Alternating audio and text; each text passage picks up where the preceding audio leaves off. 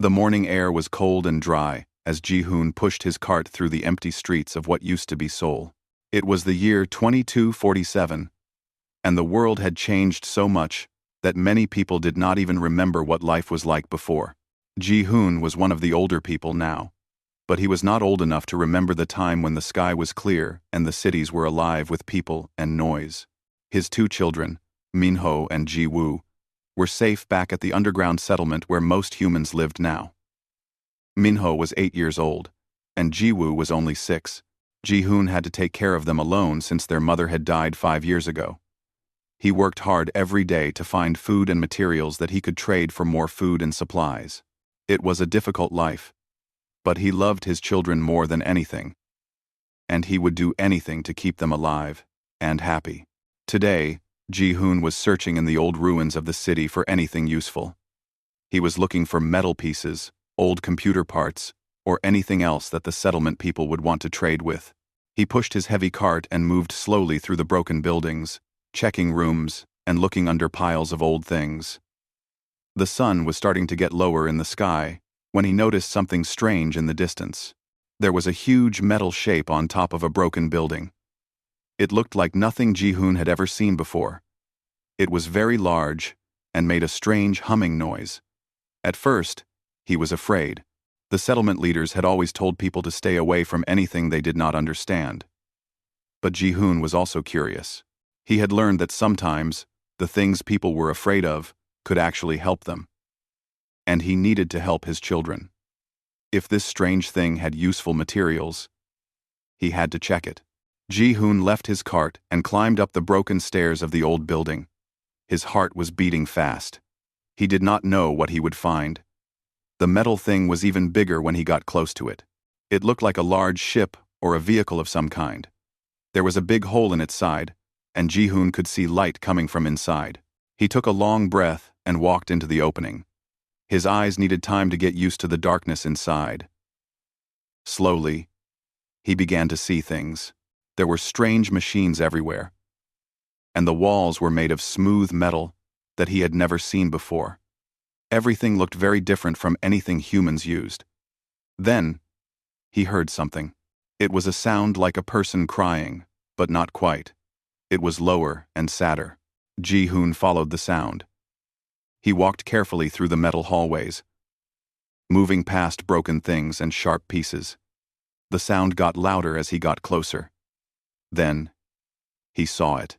There was a massive being on the ground. It was so large that Ji-hoon at first thought it was part of the ship itself. But it was moving. It was alive. The creature was very fat and very big.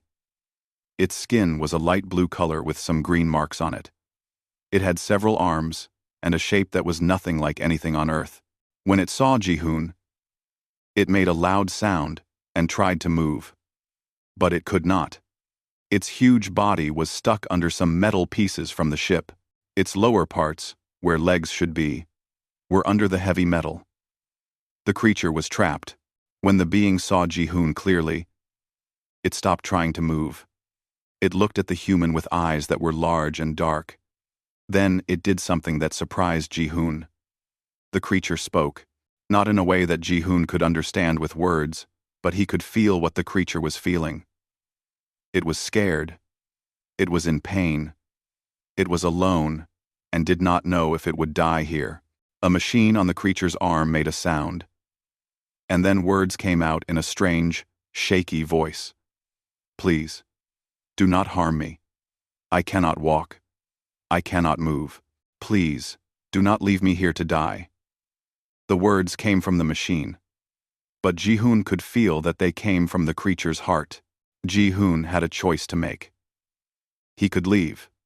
He could go back to the settlement and tell them that he had found an alien ship. They might come and take the materials from it. They might even hurt the creature. That is what most people would do. That is what he was probably supposed to do. But Ji-hoon was a father. He knew what it felt like to be afraid and alone. He knew what it meant to need help. And he could see that this creature, this alien being, was suffering. It did not matter that it was not human. It did not matter that it came from another world. It was alive, and it was asking for help. Ji-hoon looked at the metal pieces that were trapping the creature's lower body.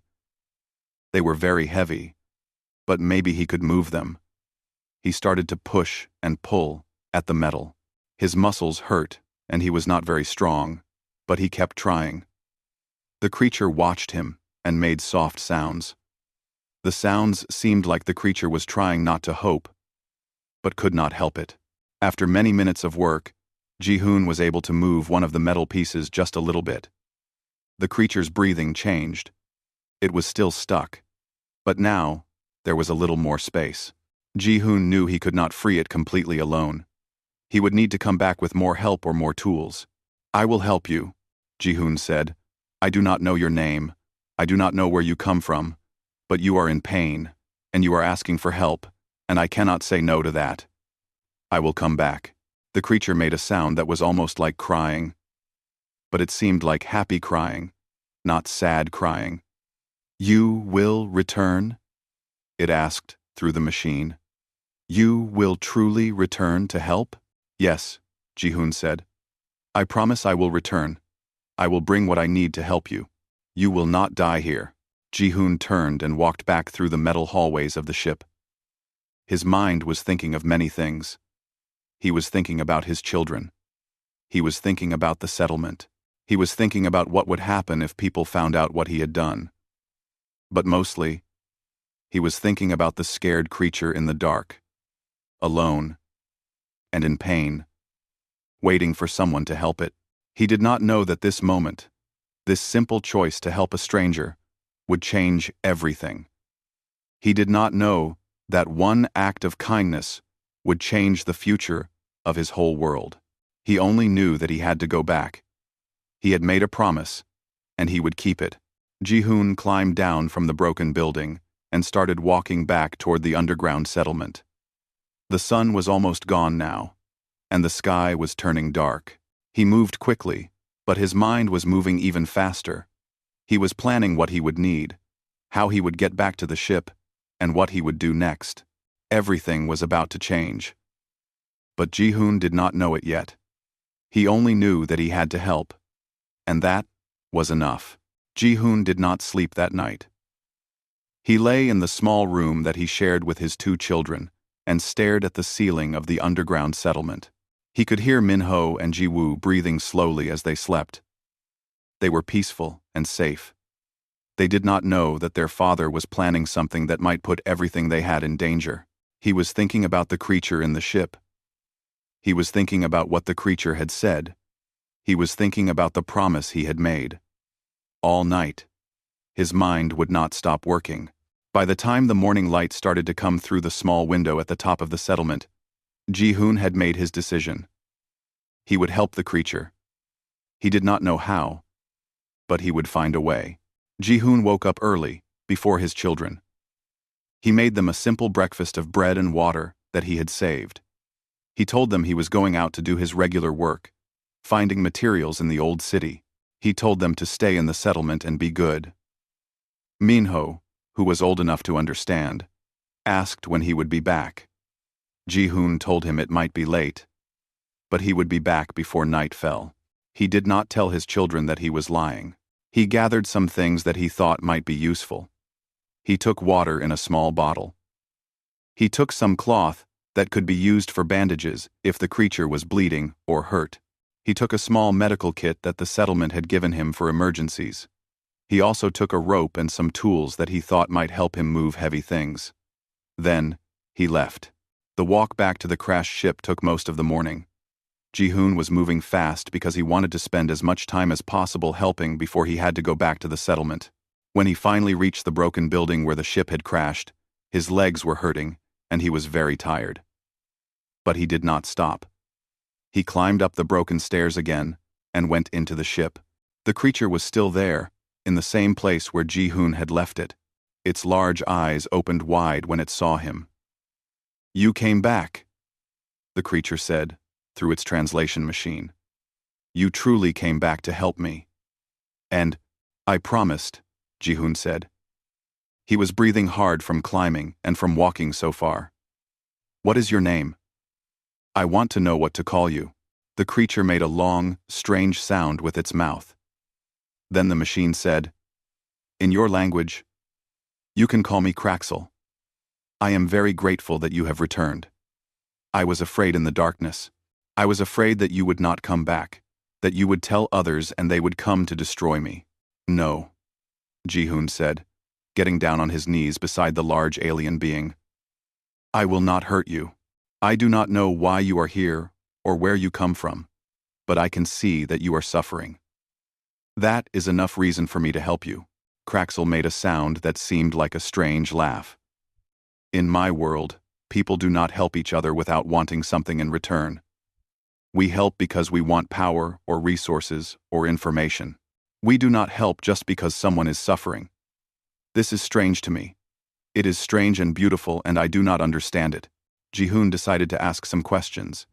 He wanted to know more about Craxel and what was wrong with him. Craxel explained that his ship had been traveling through space when a big storm of energy had hit it. The ship had crashed to Earth by accident. Craxel had been inside the ship when it crashed. The metal pieces had fallen on his lower body, and he could not move the legs that were underneath. Craxel could not walk, and he could not even move very much at all. But Craxel also explained something else. His body was special. His species had thick fat under their skin that could heal many types of damage. Craxel said that the damage to his legs would heal by itself if he had time and if he could stay alive long enough. Craxel said it would take many days or even weeks, but the healing would happen. Right now, Craxel just needed food, water, and protection to survive until the healing was done. Ji-hoon gave Craxel the water he had brought. Craxel drank it using a special mouth that could open wide. It seemed like the water helped Craxel to feel better. Then Ji-hoon asked where Craxel could find food. Craxel pointed to some parts of the ship and explained that there were food supplies stored there. These foods could keep Craxel alive for many days. Over the next few days, Ji-hoon developed a routine. He would leave the settlement in the morning, saying he was going to find materials. He would walk to the ship and spend hours helping Craxel. He brought water and collected food from the ship's supplies to give to Craxel. He arranged cloth and soft materials to make Craxel more comfortable. He built a simple system with rope and pieces of metal to help take some of the weight off of Craxel's legs. During these visits, Ji-hoon learned more about Craxel. Craxel was not a soldier or a fighter. Craxel was a scientist who studied other worlds and other species. Craxel had a family back on the Fexarian homeworld. Craxel had a mother and a father, and Craxel was supposed to return home. Craxel had been so scared that he would die here, so far from home and from family. Ji-hoon told Craxel about his own family. He told Craxel about Minho and Ji-woo. He told Craxel that his wife had died and that being a single parent was very hard. He told Craxel about the settlement and how people had to work hard to survive. He told Craxel about the world before the Great Collapse, before everything had changed. Craxel listened to everything. Craxel learned some words of human language. Craxel began to understand that Ji-hoon was not just helping because Craxel was in danger. Ji-hoon was helping because Ji-hoon understood what it meant to be alone. Ji-hoon understood what it meant to need help. Ji-hoon understood what it meant to love and want to protect others. You have given me hope, Craxel said one day after Ji-hoon had been helping for almost a week. I do not think my species knows how to give hope to others like this.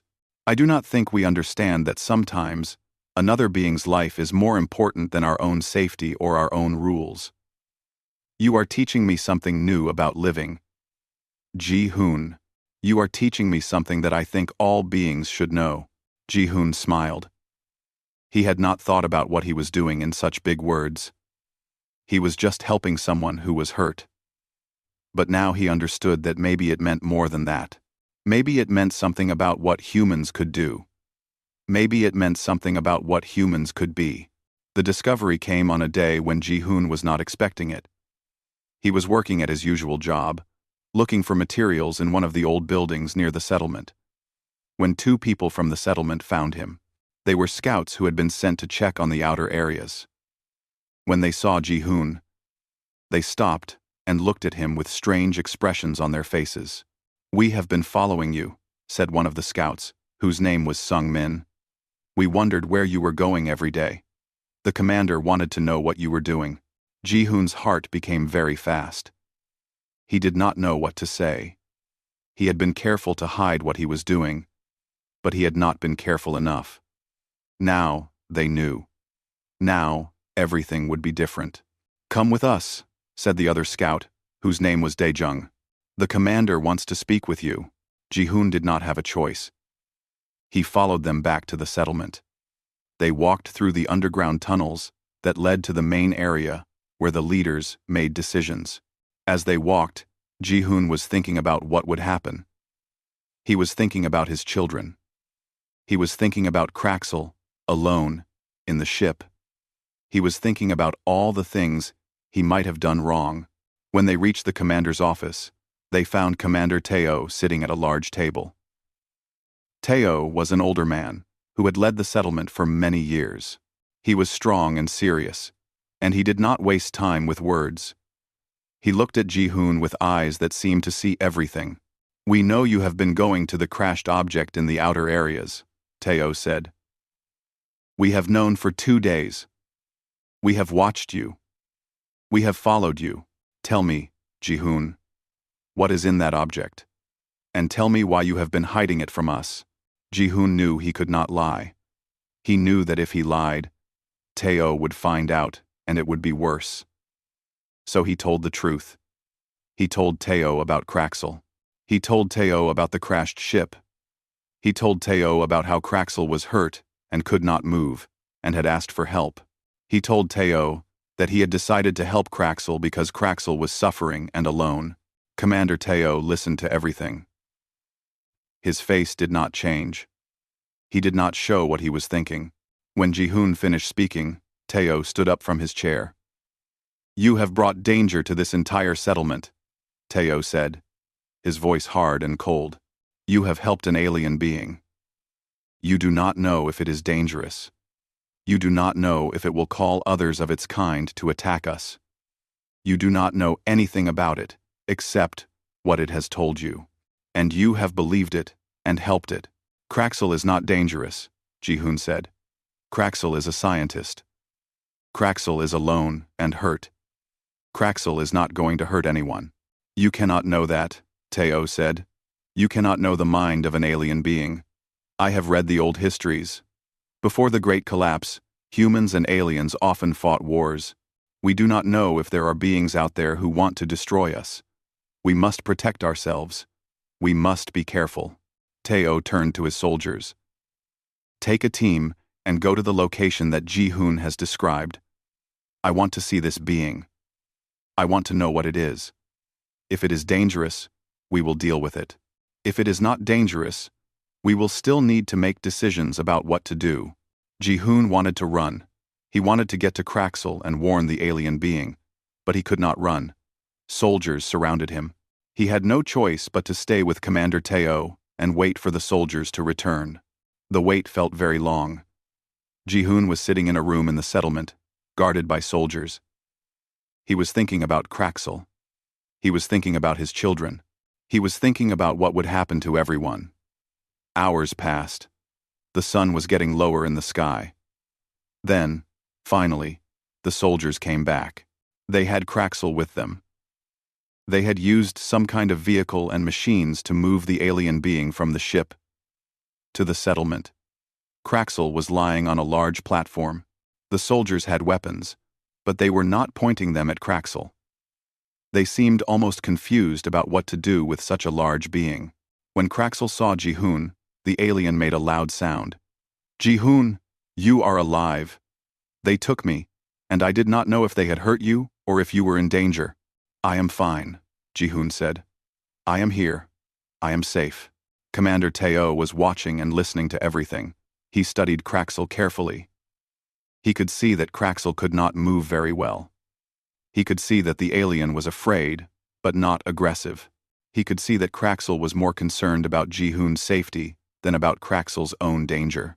Take Ji-hoon's children here, Teo said to one of the soldiers. I want them to see this being.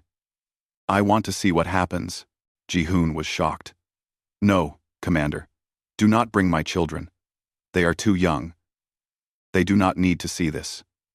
They do not need to be afraid. But the commander was not asking. He was commanding. And in the settlement, people had to obey the commander. A few minutes later, Minho and Ji-woo were brought into the room where Kraxel was. The two children had been asleep, and they were confused and scared. But when they saw their father, they ran to him. Ji-hoon held them and told them not to be afraid. Then Minho noticed Kraxel. The 8-year-old boy stopped being scared. Instead, he became very curious. What is it, father? Minho asked. This is Kraxel, Ji-hoon said. Kraxel is a being from another world. Kraxel is hurt, and I have been helping Kraxel get better. Minho and Ji-woo stared at Kraxel. Kraxel stared back at them. The alien made a very gentle sound. Kraxel did not seem dangerous or scary. Kraxel seemed just like someone who was hurt and alone. Like what Ji-hoon had said. Then Ji-woo, the 6-year-old, did something that surprised everyone. He walked toward Kraxel and touched the alien's large arm. He was not afraid. He just wanted to touch the strange creature and see what it was like. Kraxel made another soft sound. The alien's large eyes became wet, like Kraxel was crying. You are not afraid of me? Kraxel asked, through the translation machine. No, Ji-woo said simply. You are just like Daddy said. Commander Teo watched this moment. He watched a small human child touch an alien being without fear. He watched an alien being cry when a human child showed it kindness. He watched Ji-hoon holding his 2 children and looking at Kraxel with love and protection. Something changed in the commander's face. Something softened. He understood something that he had not understood before. He saw that compassion was stronger than fear. He saw that kindness was more powerful than weapons. Stop, Teo said to his soldiers, who were ready to do whatever the commander wanted. Lower your weapons. We will not hurt this being. Everyone in the room looked at the commander with surprise. Ji-hoon felt tears coming to his eyes. Kraxel made a sound that seemed like hope. We will bring this being to the medical area, Commander Teo said. We will help it heal. And we will listen to what it has to say. Maybe Ji-hoon is right. Maybe this is not an enemy. Maybe this is an opportunity for us to learn something new about ourselves. The medical room of the underground settlement became Kraxel's new home. The doctors and scientists who worked there were amazed by the alien being. They had never seen anything like Kraxel before. They had many questions about Kraxel's body, Kraxel's species, and how Kraxel could be helped. Kraxel was willing to answer their questions. The alien explained about Fexarian biology, about how their bodies could heal themselves, about the special compounds in their thick skin that could repair damage over time. The doctors listened carefully and took notes. They tried to find ways to help Kraxel heal faster. Some of their ideas worked. Some did not. But Kraxel was getting better every day. During this time, Ji-hoon visited Kraxel whenever he could. His children came with him often. Minho and Ji-woo brought drawings they had made. Minho made pictures of aliens in space. Ji-woo made pictures of Kraxel with their family. At first, Kraxel did not understand what the drawings meant, but Ji-hoon explained that in human culture, children made pictures to show what they felt in their hearts. Kraxel became very emotional when Ji-woo showed the alien a drawing of the entire family standing together, with Kraxel standing next to them. Am I part of your family? Kraxel asked through the translation machine. The voice sounded surprised and happy at the same time. Yes, Ji-woo said simply. You are like a big brother. Kraxel made a sound like crying. But it was happy crying. The alien's large eyes became very wet. Ji-hoon watched his children and Kraxel, and he felt something warm in his heart. He felt like something good was happening. something that was bigger than just helping one creature who was hurt. Over the weeks, Kraxel became stronger. The alien learned to move its legs a little bit. The damage was healing. The doctors said that soon Kraxel would be able to walk. At least with some help, and with special devices that would support the alien's very heavy body. Kraxel was going to live. Kraxel was going to be okay. But as Kraxel was getting better physically, something else was also happening. Kraxel was becoming part of the settlement community. The people of the underground city had stopped being afraid of the alien. Instead, they had become curious. They asked Kraxel questions about space, about other worlds, about other species. Kraxel had knowledge that humans did not have. Kraxel had technology and information that could help the settlement survive better. Kraxel told the doctors about medicines from the Fexarian world that could cure diseases that humans could not cure. Kraxel explained how to improve the water systems to make them cleaner and safer. Kraxel showed the engineers how to make stronger materials using methods from Fexarian science. One by one, the people of the settlement began to understand that having Kraxel in their community made their lives better. One day, a woman named Unji came to the medical room to see Kraxel and Ji-hoon. Unji was a scientist who studied life forms. She was also very intelligent and kind. She had been working with Kraxel to understand Fexarian biology, but she had also been watching Ji-hoon.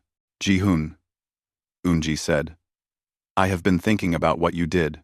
You saw a being in pain, and you chose to help, even though it was dangerous, and even though most people would have been afraid. That took great courage. That took great heart. Ji-hoon did not know what to say. He felt his face become hot, which meant he was embarrassed. But Unji continued to speak. In all my studies of life, Unji said, I have learned that intelligence is common in the universe. Many species have big brains and can think and create and build, but compassion is rare. Compassion is the thing that makes a species truly advanced. And you, Ji-hoon, have shown me that humans have something very special inside them. Ji-hoon and Unji began to spend time together. At first, they worked together to help Kraxel. But slowly, they became friends. They talked about life and death and meaning. They talked about what it meant to be human and to care about other beings. They talked about their dreams for the future. Without noticing it happening, they fell in love. During this time, Ji-hoon's life changed in many ways. He was still a single father, still taking care of Minho and Ji-woo. But now, he had help. Unji spent time with his children. She played games with them. She taught them about science. She brought them into her life. The children loved her. Ji-hoon loved her too, though he had not said it yet. Commander Teo began to trust Ji-hoon more and more. He asked Ji-hoon to be the person who would talk to Kraxel about important matters. Ji-hoon became like a bridge between the settlement and the alien being. Through Ji-hoon, the commander learned about Fexarian culture and Fexarian ideas. One day, Teo called Ji-hoon and Kraxel to his office. Kraxel, the commander said, you have been injured and far from home. You have been helped by our people, but now I have a question for you. Can we contact your people? Can we tell them that you are alive and that you are safe? Kraxel made an excited sound. Yes. My people have probably sent rescue missions to look for me. If they know I am alive, they will know that I am on this world. But I must warn you, Commander, when my people come, they will want to understand who you are and what kind of species humans are. They will want to know if you are peaceful.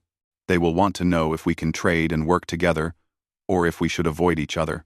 Then we will show them who we are, Teo said.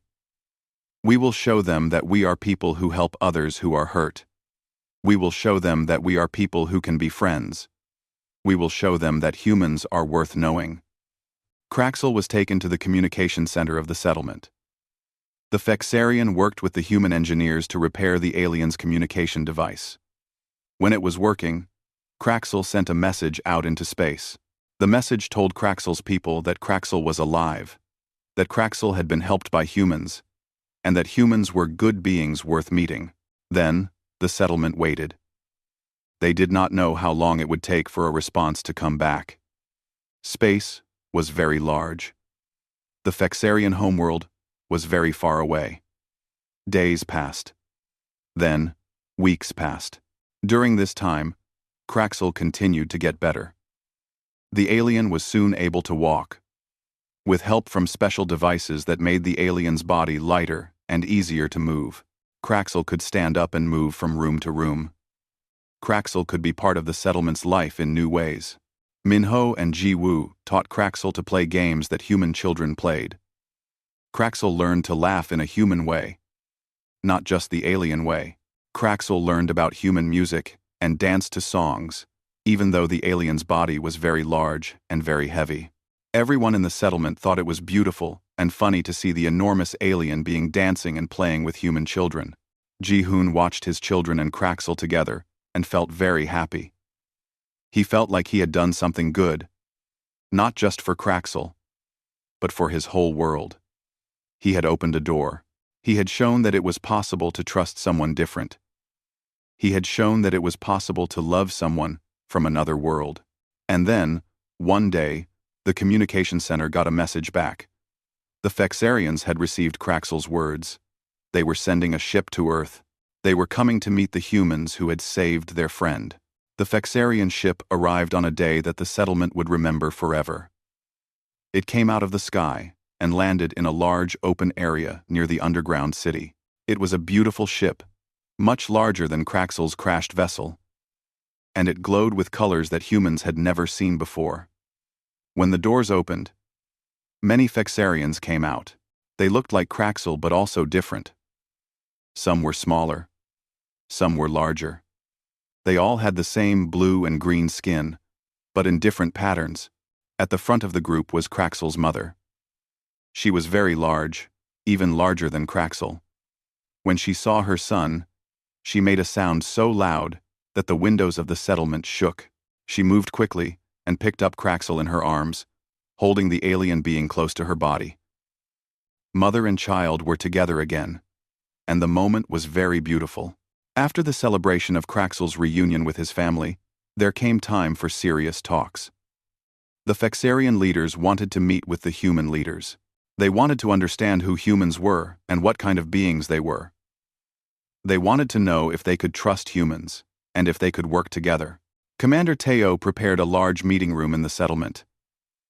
He wanted the meeting to be special, to show the Fexarians that humans took the meeting seriously and that they cared about this moment. He asked Ji-hoon to come to the meeting because Ji-hoon had been the first human to help Kraxel, and because the humans and Fexarians trusted him.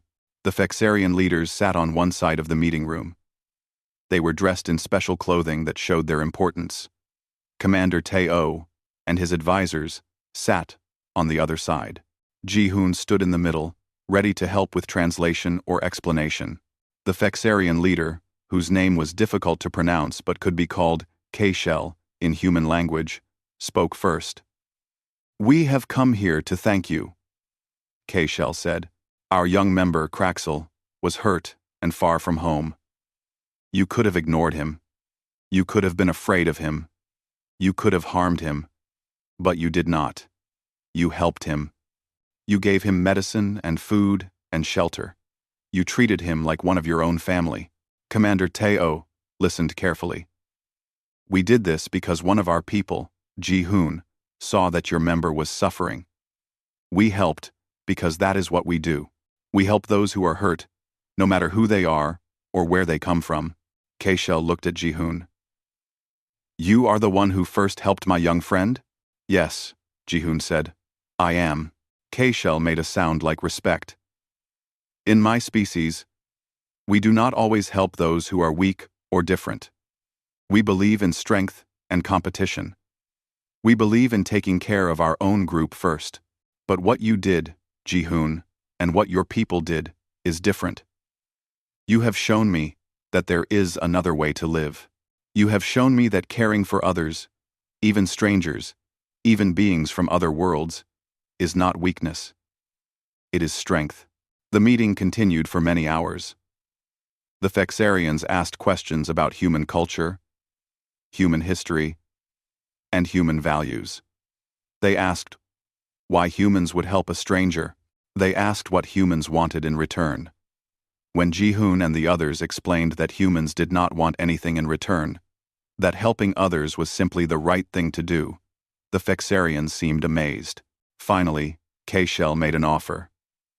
The Fexarian people would like to form a partnership with the human people. We would like to trade knowledge and resources. We would like to work together to help both our species survive and grow. And we would like to do this because we respect your species, and because we believe that working together, we can do great things. Commander Teo agreed. He and K-Shell made a formal agreement, right there in the meeting room. The agreement said that humans and Fexarians would be friends. It said they would help each other. It said they would share knowledge and technology. It was the first time in human history that humans had made an agreement with an alien species that was based on friendship and respect, not on fear or force. After the meeting, there was a celebration. The human settlement and the Fexarians ate together, even though their foods were very different. They shared stories. They danced together, which was funny because the Fexarians danced in a completely different way than humans. They played games.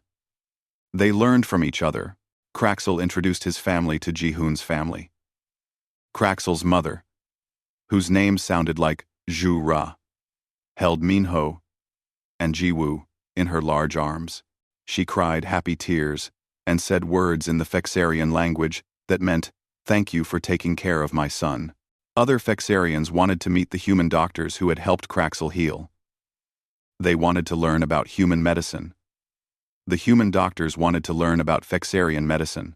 They began planning ways to work together and to share their knowledge so that both species could have better medicine. Engineers from both species started talking about how they could work together to improve tools and technology. The Fexarians had knowledge about space travel and energy production. The humans had knowledge about survival in difficult conditions and about creating communities. Together, they could do amazing things. But something very important also happened. The Fexarian scientists wanted to study how humans could have such strong feelings of compassion for strangers. They wanted to understand why humans would help someone who was so completely different from them. They wanted to understand what made humans special. A Fexarian scientist named Krell came to talk to Ji-hoon. Krell was very intelligent and asked many questions. "Tell me, Ji-hoon, why did you help Kraxel? What was in your mind when you made that choice?" Ji-hoon thought about the question carefully. "I am a father," Ji-hoon said. "I love my children more than anything in the world. I want to protect them and keep them safe. I want them to grow up in a world where people help each other, where people care about those who are suffering, where people are kind. When I saw Kraxel in pain and alone, I thought about how I would want someone to help my children if they were hurt and far from home. I thought about the fact that Kraxel's mother and father were probably worried about Kraxel, just like I would worry about my children if they were lost. So I helped because I understood pain, and I understood love, and I understood that all beings, no matter where they come from, deserve to be treated with kindness." Krell made notes as Ji-hoon spoke. The scientist looked very deep in thought. "This is remarkable," Krell said. "In my studies, I have found that most species are primarily concerned with themselves and with their own group. But humans seem to have the ability to feel the pain of others, as if it were their own pain. This is an extraordinary quality. This quality is what makes your species worth knowing." Do 3. Quotity.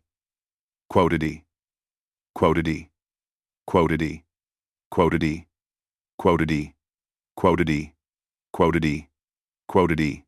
In the days that followed, more representatives from other human settlements came to the underground city. They wanted to meet the Fexarians. They wanted to be part of this new friendship. Other settlements also wanted to work with the Fexarian people and to share their knowledge. News of the human-Fexarian friendship began to spread to other parts of the galaxy. Other alien species heard about what had happened on Earth. They heard about how one human had helped one Fexarian, and how this had led to friendship and cooperation. They heard about how humans had shown compassion to a stranger and had changed the course of history. Some species decided that they wanted to meet humans too. They wanted to understand this species that helped others without wanting anything in return. They wanted to see if friendship was possible with humans. Ji-hoon stood in the observation area of the settlement with Eun-ji. They looked up at the sky where several alien ships were now visible, parked near Earth. Eun-ji held Ji-hoon's hand. "You have changed everything," Eun-ji said. "Because you helped one creature that was suffering. Now our entire world has changed. Now we have friends among the stars. Now we have hope. Is Nesnan. And creature one creature." "I did not mean to change anything," Ji-hoon said. "I just helped someone who was hurt." "That is exactly why it changed everything," Eun-ji said. "Sometimes, the smallest act of kindness can create the biggest changes in the world." Ji-hoon and Eun-ji stood together and looked at the sky. The stars were shining brightly. The future was bright too. It was full of possibility and hope, and it had all started with one man's choice to help a stranger. 6 months had passed since the Fexarians arrived on Earth. 6 months of learning, building, and becoming something new. The underground settlement had changed. It was not just a place where humans hid and survived anymore. It had become a center where humans and aliens worked together toward a shared future. A new building had been constructed on the surface, a place where the human underground city connected to a Fexarian research station. This station floated above Earth, held in position by technology that humans did not fully understand yet but were learning to understand. The building was beautiful, designed with both human and Fexarian style. It had rooms where scientists worked together, areas where engineers collaborated on new projects, and spaces where humans and aliens could simply spend time with each other and become friends. Ji-hoon stood in one of the upper observation rooms of the station, looking out at the stars. His children, Min-ho and Ji-woo, were standing beside him. The two children pressed their faces against the glass window, trying to see every star in the sky. "Which one is the Fexarian homeworld?" Min-ho asked his father. "It is too far away to see from here," Ji-hoon said. "But Kraxel told me that if we could travel on one of their ships, it would take many days of travel through space to reach it. It is very far from Earth." "May," Ji-hoon said, "Prize. Kraxel told me." "Will we go there someday?" Ji-woo asked. "Maybe," Ji-hoon said. "Maybe someday your mother Eun-ji and I will take you to see the Fexarian world. Maybe you will visit other worlds and meet other species. The universe is much bigger than we ever thought." Min-ho smiled. "That would be amazing." Eun-ji came into the observation room. She was carrying documents and information about new discoveries.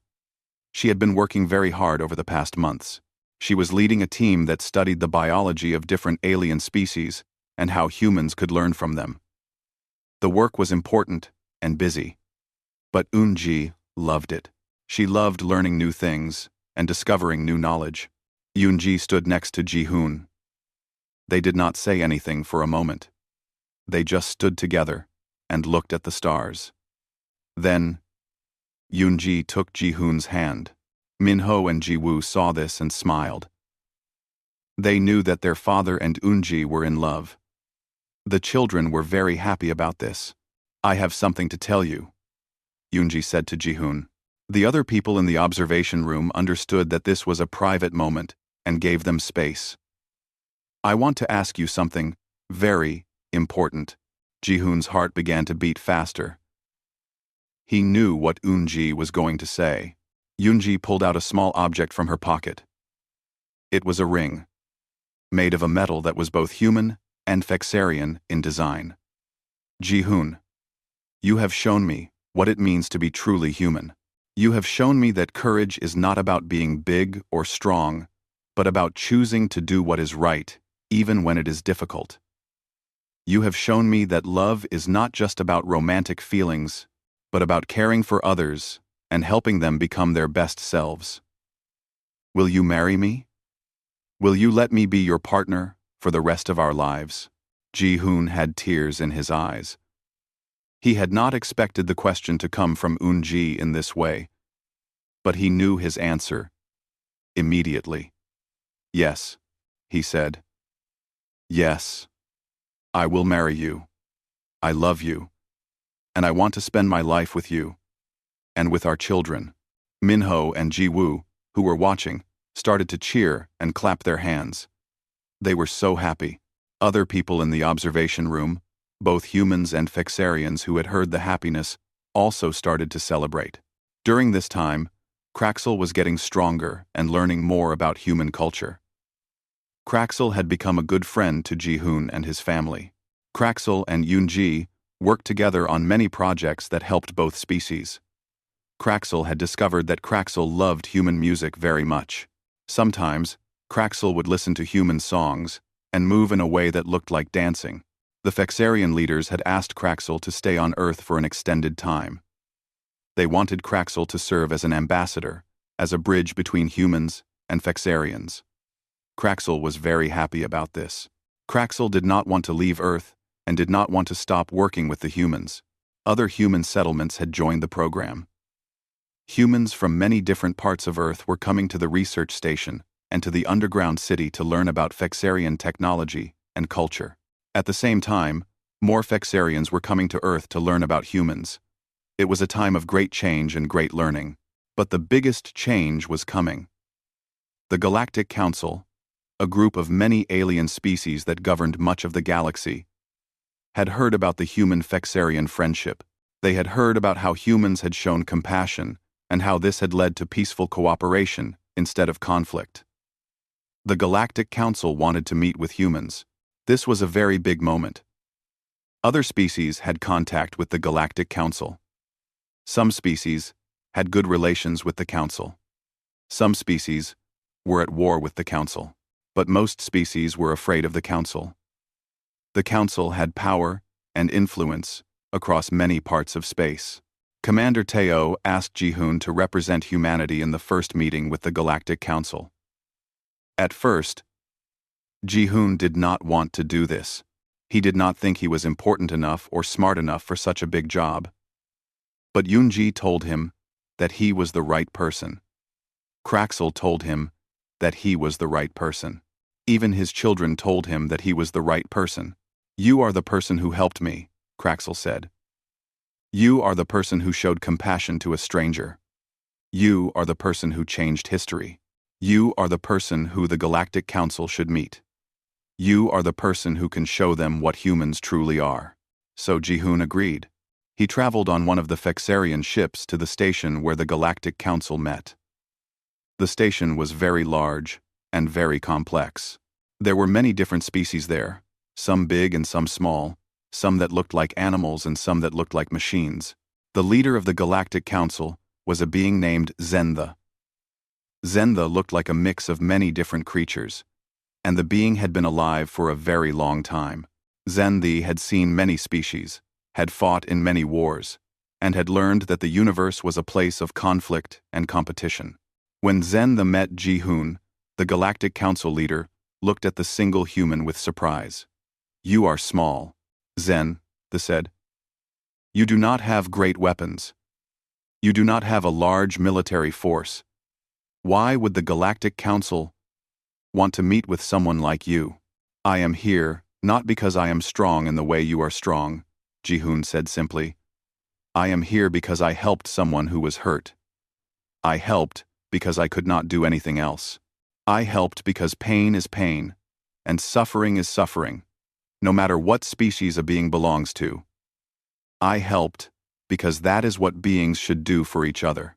Zentha was quiet for a very long time. Then the leader spoke. In my very long life, I have seen many things. I have seen strength. I have seen power. I have seen intelligence that could do amazing things. But I have rarely seen compassion like this. I have rarely seen a species that would help a stranger with nothing to gain in return. 2. 1. 2. After this meeting, the Galactic Council made a decision. They decided to offer humans a place among the member species. They invited humanity to join the galactic community as peaceful partners. They wanted to learn from humans, and wanted humans to learn from them. More months passed. More alien species came to Earth to meet humans. More humans traveled to meet other species. Slowly, Earth became a place where many species came together. The underground settlement grew. The research station grew. New cities began to be built on the surface that were designed for both humans and aliens. One day, there was a great celebration at the research station. Unji and Ji-hoon were married in a ceremony that included both human and Fexarian traditions. Kraxel stood with Ji-hoon as his friend and supporter. Min-ho and Ji-woo stood with their father, proud and happy. The ceremony was beautiful and was attended by representatives of many different species. After the ceremony, Ji-hoon and Unji stood together in the observation room, the same place where Unji had asked Ji-hoon to marry her. They looked out at the stars. They looked at the many ships that were parked in orbit around Earth. They looked at a world that had changed completely because of one person's choice to help. Do you ever think about that day? Unji asked. Do you ever think about the day you found Kraxel in the ship? Every day, Ji-hoon said. Every day. I think about that moment. I did not know what I was starting. I did not know that helping one being would change the entire future of humanity. I only knew that I had to help, and that is why you are truly great, Unji said. Not because you were trying to be great, but because you were simply kind. You were simply human. That night, as Ji-hoon looked at the stars with his new wife, his children, and his friend Kraxel, he felt a deep sense of peace. He thought about his life. He thought about his children. He thought about Unji. He thought about Kraxel. He thought about all the new species that humans had met. Because of kindness and compassion, he realized that one human, one father, one person who chose to help another being in pain had changed the entire course of human history. Not through weapons or warfare, not through conquest or power, but through something much more powerful, through kindness, through compassion, through the very human ability to see suffering and choose to help. In the vast darkness of space, Earth now shined as a symbol of hope. It shined as a place where different species could come together and work toward a shared future. It shined because one man had made one choice to help, and that had made all the difference.